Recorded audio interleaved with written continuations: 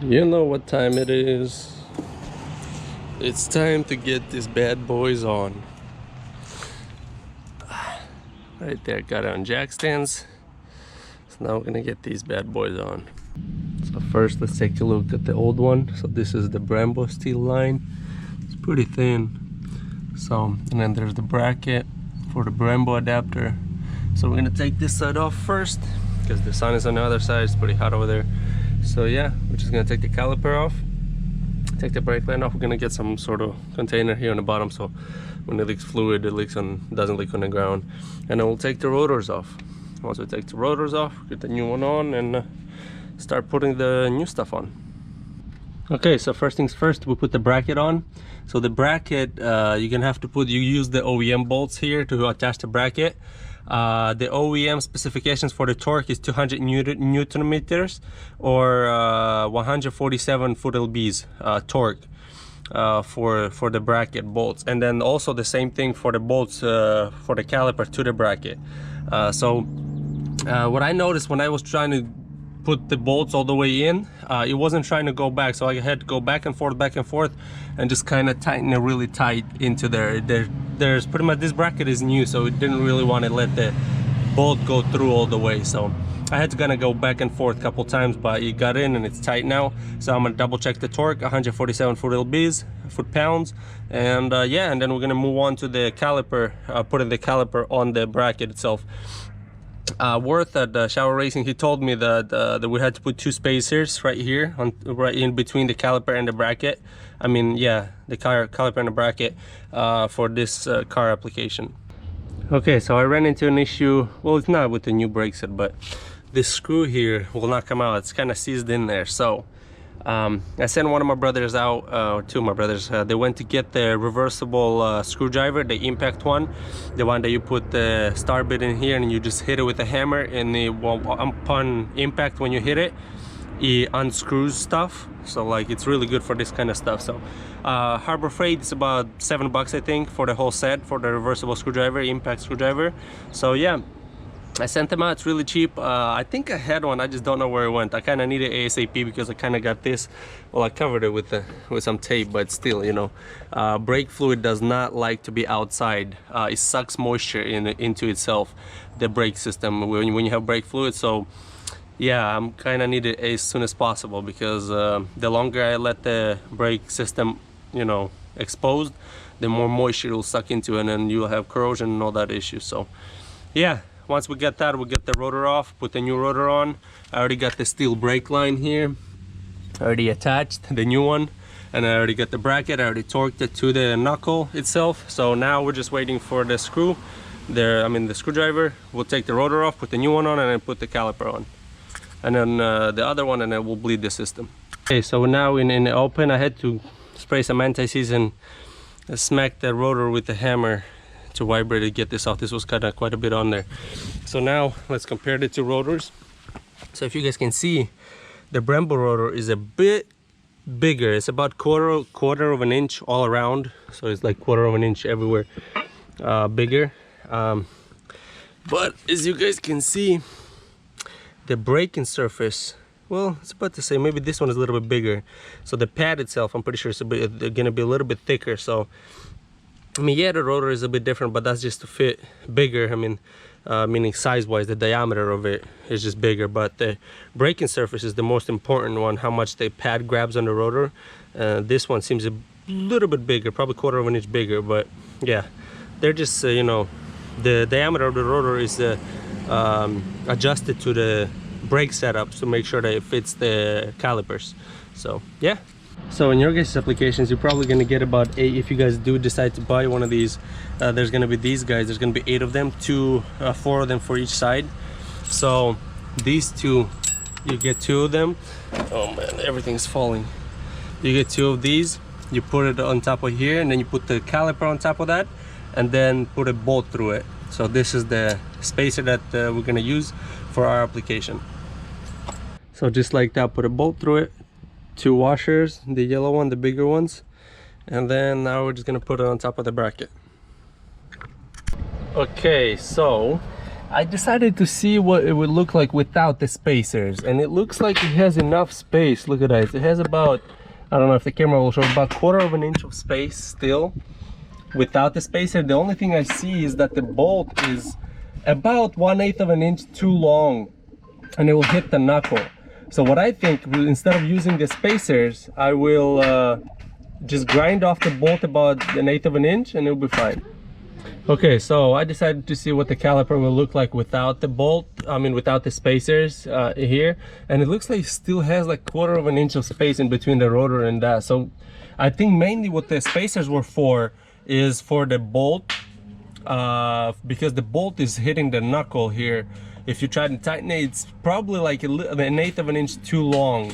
It hits the knuckle. So what I think I'm gonna do is just grind off the bolt about 1/8 of an inch, so that way I don't have to use the spacer, and the application will look original instead of adding the spacers. Because if you add the spacers, you space out the caliper away from the rotor, and you have less braking coverage on the rotor itself. Alright, so as you guys can see, the bolt right here, I literally see right there, that's what I'm cutting. About 2 notches over there on the bolt right there. And about 1/4 of an inch, I'd say. Take it off. I took it off on one bolt and it's looking perfect. And the spacing is perfect too. So yeah, we're not gonna be using the spacers. So instead of using the spacer, I'm just gonna notch the bolts. Okay, so now I tightened it. You can see, guys, there's about 1/4 of an inch here everywhere all around, and then right here the bolt, the caliper to the bracket bolt, I notched it about 1/4 of an inch, so it's pretty much even. I tightened it, it's even with this bracket, so it's no longer hitting the knuckle itself. It's pretty much even, both of them. So yeah, now I'm gonna torque it and it should be good. Okay, so now I torqued those. Now I took these bolts out, and then with the spacers you put those in. Took them out to put the pads in. Now we're just gonna slide the pads into place. Then we're gonna put the bolts back in, and then put the retaining plates that hold and then the pins as well that hold that go through here, right here, that hold the pads in the caliper itself. Okay, so now it's all done, all together, looking beautiful. So there, I didn't need to use any spacers, so now it's looking original. I just shaved the bolt off, just like 1/4 of an inch, maybe 1/8 of an inch. You can shave off 1/8 of an inch and it'll be plenty, but I shaved off about 1/4. So it's pretty much even with the bracket here, as you guys can see. I don't know if you guys can see in the video, but yeah, if the camera will catch it. But we torqued these 200 newton meters or 150 pound-feet of torque. Same thing with these ones, 150 pound-feet of torque or 200 newton meters, both of them the same torque. So yeah, and then this one is about 25 foot lbs, or I believe it's like 33 newton meters. I don't really have the small torque wrench, so I just kind of tightened it with the hand. I would recommend getting a torque wrench, because this one is really easy to strip. If you haven't done much brake jobs, or if you haven't done, if you haven't worked on cars, it's really easy to snap this bolt. So I kind of have the feel for tightness already, so I'm pretty good with it. But if you haven't, I would recommend getting a 3/8 torque wrench that goes all the way down to like 10 pound-feet of torque or something like that. So yeah, looking good. Now we're gonna move on to the other side, and then we're gonna bleed them. And then we have the bleeder valve here, and then bleeder valve here. So yeah, look at this mess. Anyways, so we got the brakes installed. Look at it, that's the right side. Let's go to the left side, and then here's the left side, looking gorgeous. So we got everything torqued, tight. Now we're gonna bleed it. So I believe the bleeding procedure is from the farthest from the steering wheel. So right rear, right front, left front. So we're just gonna bleed the front ones, so because that's the only ones we had off. So we're gonna bleed the right front and then left front. We're gonna probably start with the inner bleed valve, so from inside first, and then move towards the outside. Okay, so this is done. This is how it looks. Looks beautiful. I love it. I think it goes well, because I was thinking about getting a red one, but if I would have got red, it would have just been too much red. Car is red, calipers are red. It's just, I don't know, I don't like it. So yeah, I love it. Now it looks so nice. I mean, the camera probably won't do its justice. In real life, it really pops. And then here's the old set. the Brembos right here. Yeah, I already have a customer here locally, a guy, actually a subscriber from my YouTube channel. He messaged me on Instagram and asked me if I was getting rid of this, and yeah, so I'm just selling these to him for a fraction of a price what they actually cost new set right now, the GT Brembo 4-piston. So yeah, we're gonna sell these up. I cleaned them up a little bit. I didn't clean them 100%. I mean, he can do it if he wants to, but I just kind of got them in decent shape. So yeah, now I'm gonna go for a drive it on the city, go easy on it for a little bit, and then we'll go do like an emergency stop, and you know, I'll let you guys know my reaction. I'll film my reaction and see how it is. Yeah, let's go. All right, so now we're gonna go for a drive. I'm gonna drive it for about a few miles, just slow, just, you know, light braking just to break in the rotors and pads before I do like a 1 or 2 emergency stops on the brakes themselves. And I'm gonna let you guys all, you know all about it. I'll let you guys know how it feels in the city, and then when I do emergency stop, what differences I saw between the Brembo 4-piston and this one. I had regular brakes on the Blue R design, if you guys wanted to check it out. So I kind of know how that one breaks. This one braked a little bit better than the original brakes. I mean the Brembo ones braked a little bit better than the originals.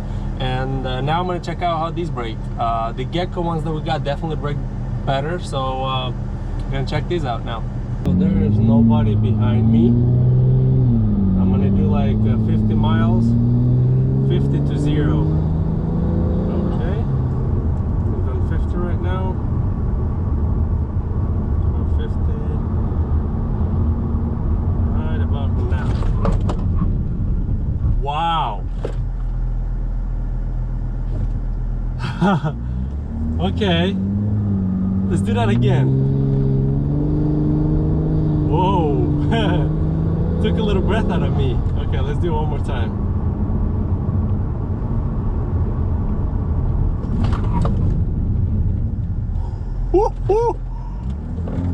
Wow, okay, I like it. This is it's way stronger than the previous ones, the 4-pistons that I had. Wow, that can give me some goosebumps. Oh man, that's impressive actually. When I was driving it, like, you know, just mild driving and just kind of like braking, I mean, it feels tiny bit different, but it doesn't feel much. But when you stomp on it and do the emergency stop, that's when you see a huge margin of a difference between the 4-piston Brembo brakes I had and these ones. But when you're driving like this and just kind of like what I'm doing now, just driving and then, you know, regular stops and stuff, you're not gonna notice a huge difference. But I'm talking about from the 4-piston Brembos to these. I'm not talking about from the regular OEM brakes to these ones. That's gonna be huge difference no matter what kind of braking you're doing. But from the 4-piston Brembo I had to these ones, the biggest difference you're gonna notice is when you kind of have to make a quick and hard stop. Wow, I'm impressed actually. I did not expect that. I mean, I expected it to be better, but I did not expect it to be that much better. Man, I like it. Okay, so I'm back from the test drive. What can I say? I'm impressed. I'm actually pretty impressed. Especially that emergency stop. Man, oh man, it took my breath away a little bit. Give me some goosebumps. I did not expect it to be that good on that emergency stop. Because I mean, I made quite a few on the Brembo 4-pistons that I had. I made quite a few emergency stops, and I kind of know what the feeling is. But the difference between the two is really big, I'd say, especially in that emergency stop. When driving in the city, it's not really, but it could be that I'll try to bleed the brakes again. The pedal kind of feels on the soft side in the beginning. I think you should engage a little bit earlier. I don't know. Anyways, I'm gonna bleed the brakes one more time just to be safe, but I don't know. I will see it, because it feels like these brakes should engage a little bit earlier than they do. Kind of, it feels like there's too much soft play in the brake pedal before it kind of engages. Maybe it's just that's how it is. Maybe it's just my brain playing tricks on me. But I'll drive the blue Volvo also just to compare the two on the stopping power, kind of what it feels like and when it engages, so I know. But I'm probably just gonna do it just for the heck of it. I'm just gonna go bleed the right front and the left front brakes again, the calipers, and just to be safe. So that's gonna be it for today's video. Hope you guys enjoyed it. Give it a thumbs up, subscribe to the channel, recommend my channel to your friends. You know, we're gonna do an installation video for the intake manifold next Saturday probably. So there's gonna be a bunch of good content on this one, on the older Volvo that we bought. We got a bunch of parts for it. So yeah, hit the like button again, subscribe to the channel, and as usual, see you next time.